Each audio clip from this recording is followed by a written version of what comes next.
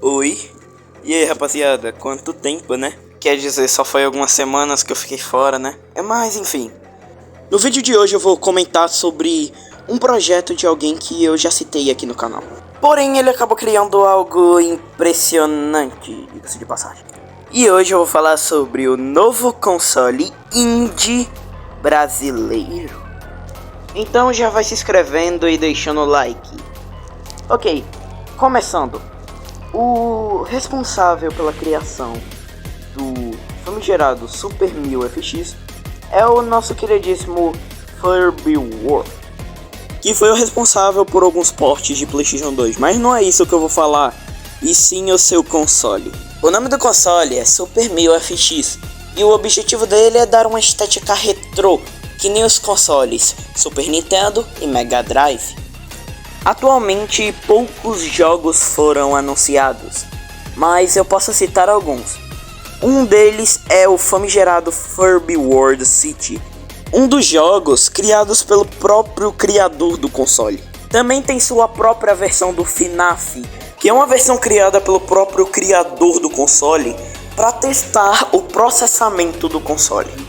Também tem alguns jogos exclusivos como o Jonathan Games, que foi criado por um dos amigos do Furby World, que inclusive é inscrito no meu canal.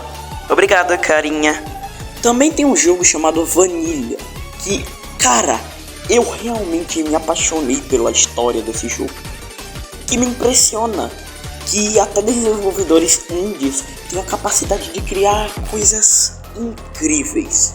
Também tem o jogo Flower Adventure, que, como o próprio Furby World disse, e também com base na minha opinião, é um jogo bem interessante, que tem um potencial bem grande.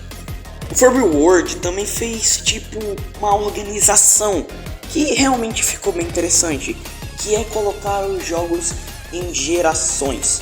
A primeira geração tem exatamente 10 jogos, que por enquanto foi a única geração que foi confirmada. Agora eu vou falar algumas informações que eles acabaram falando pra mim nos comentários que eu acabei perguntando.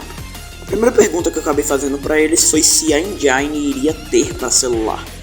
E o Furby World acabou confirmando que não é 100% confirmado, mas ele vai tentar ao máximo criar essa engine. E ele também falou sobre as engines, que é o Furby World SDK e o FW Metal Melee FX. E a segunda pergunta seria se o console seria compatível para emular alguns consoles.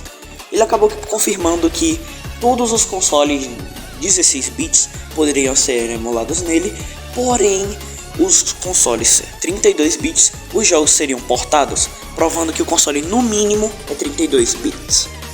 Então é isso. Se você gostou do vídeo, se inscreva no meu canal e dê o like. Eu espero muito que o console do Furby World dê certo. E valeu!